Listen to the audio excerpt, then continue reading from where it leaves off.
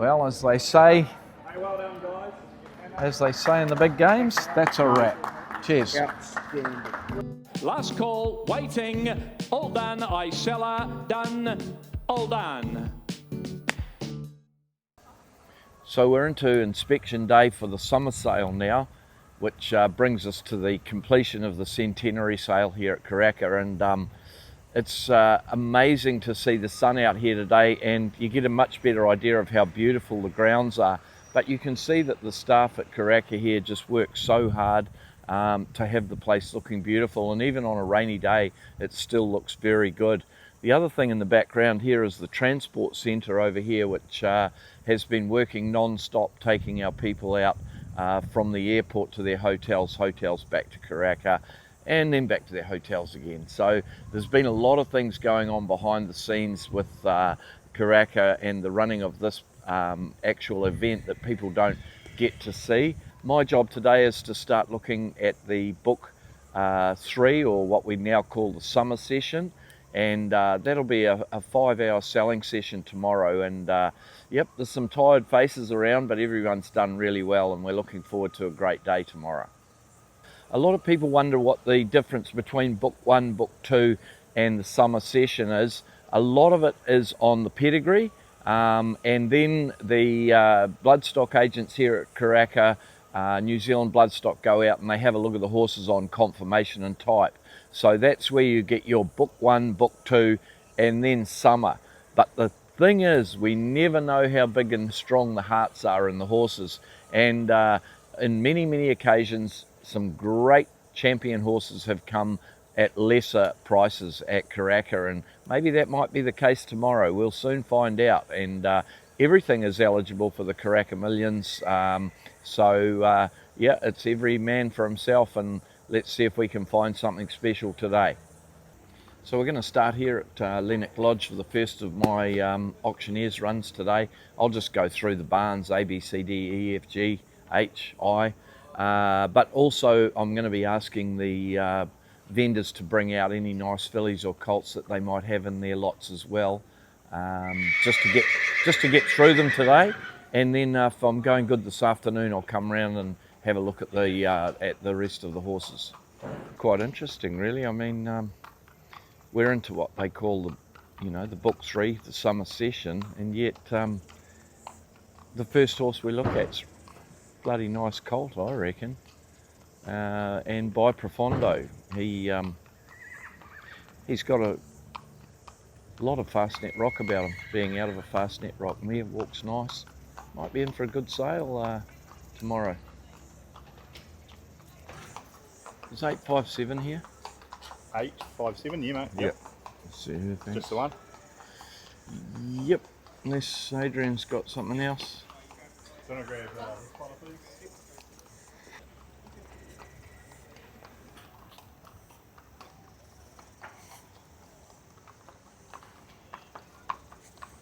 So this is the long walk down to Curramore Stud, and there's 1,009 horses at the sale this year, and we're just about to finish the last 2 for us for summer session down at Curramore, and Birchie's still on board. See him there? And Tom Shooker as well. So we head to Curramore and we are done for the summer session. Hey Pat. Oh, you're right, Mio? Yeah, good mate. Are you still filming?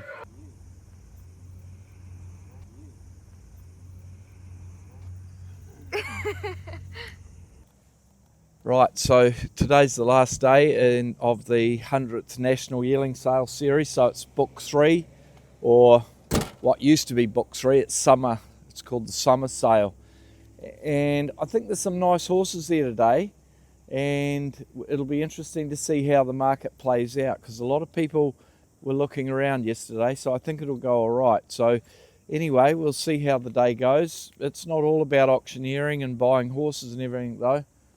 I've got to pack my bags myself and make sure I'm ready for back to Sydney on Saturday.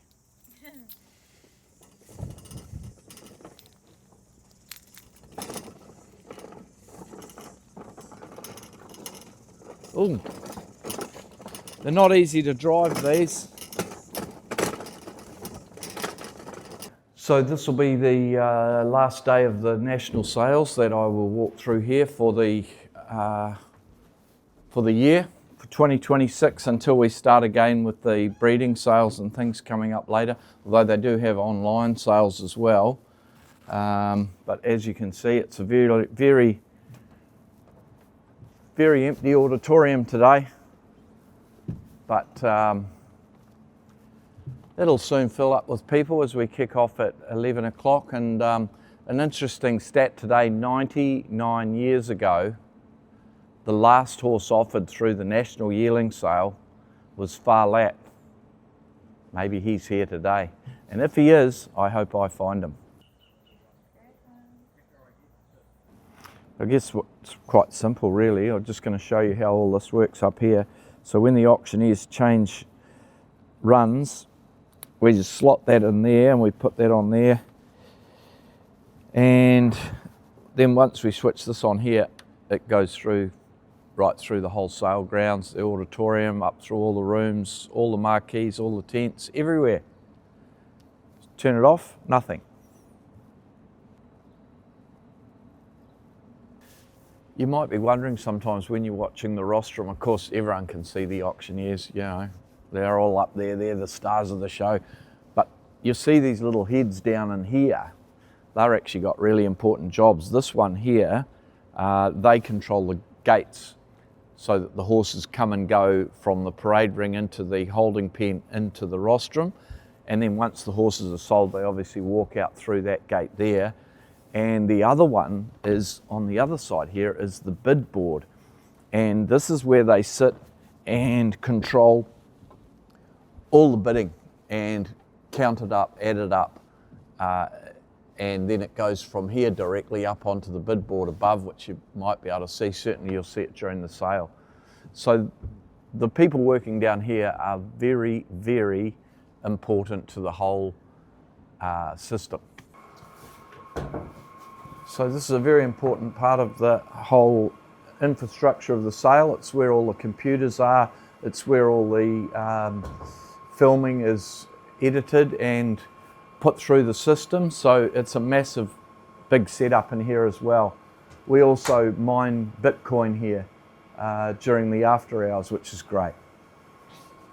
One of the things about the Sir Patrick Hogan auditorium is that it differs from many of the sales grounds around the world, especially auditoriums, is the intimacy of it, because it really is a theatre, and it's so easy for the auctioneers to be able to speak almost directly with their bidders, whereas in a lot of countries and a lot of auction houses, they have so many bid spotters and it's such a massive area that you don't get that personal feel. And you just need to have a look around here now, and to me, this is what theatre is all about.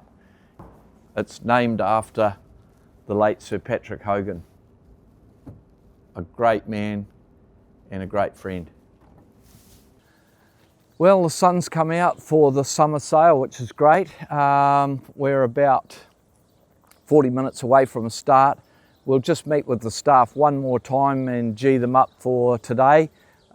Even though it is the summer session and a far cry from the prices and the horses that we've seen in the previous week, we have to treat this sale like it is a book one sale for our vendors, for our buyers, for everybody that comes here.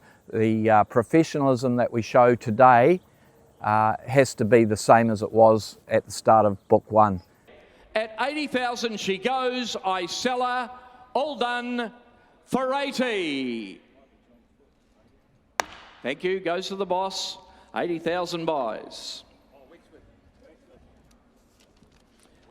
Goes to Wexford Stables, thank you Andrew, and I'll hand you on to Stephen Davis. So the summer session of the 100th year sale has actually gone or started really, really well. In fact, my first 15 horses, I just passed one, a Tarzino at Westbury, but all the others sold, down to like $4,000 up to $80,000. But that's a very good indication for the sale. Steve Davis is on now, and yep, I think this is going to be a successful day. I get 18,000 out, 18 I've got. Well, at $18,000 buys him. All done. I sell him at 18,000. In front, 18,000 buys.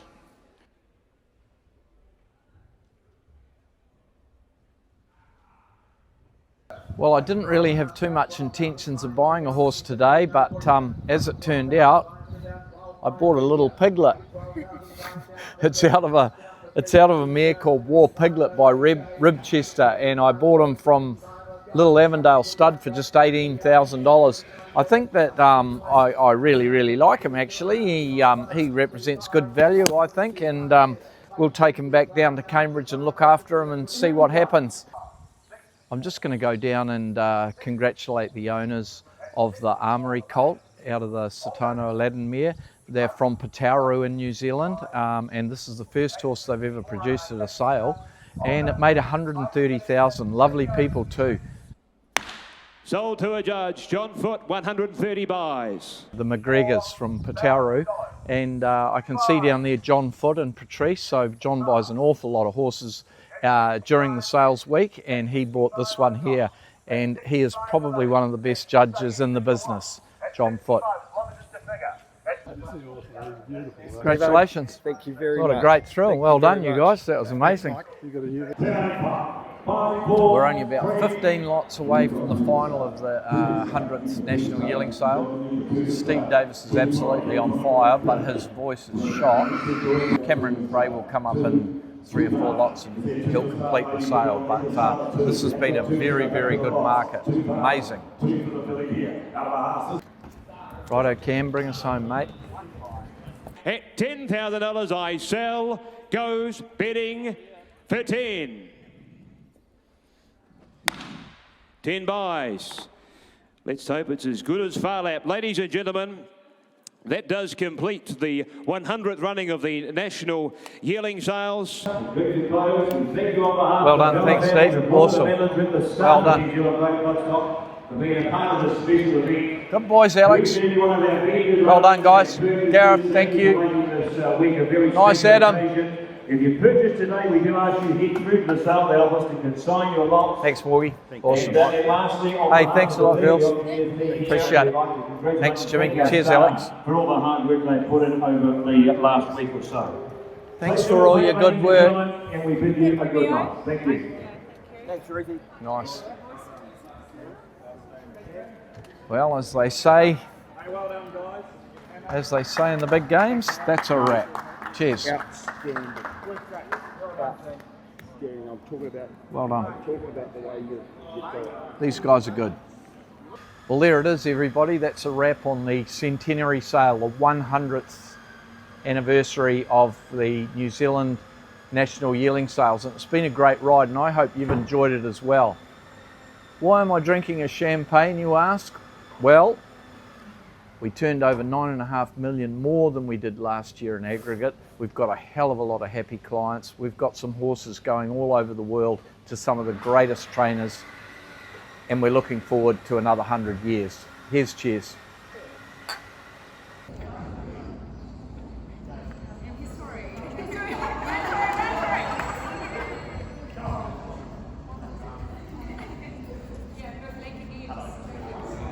Thanks for watching.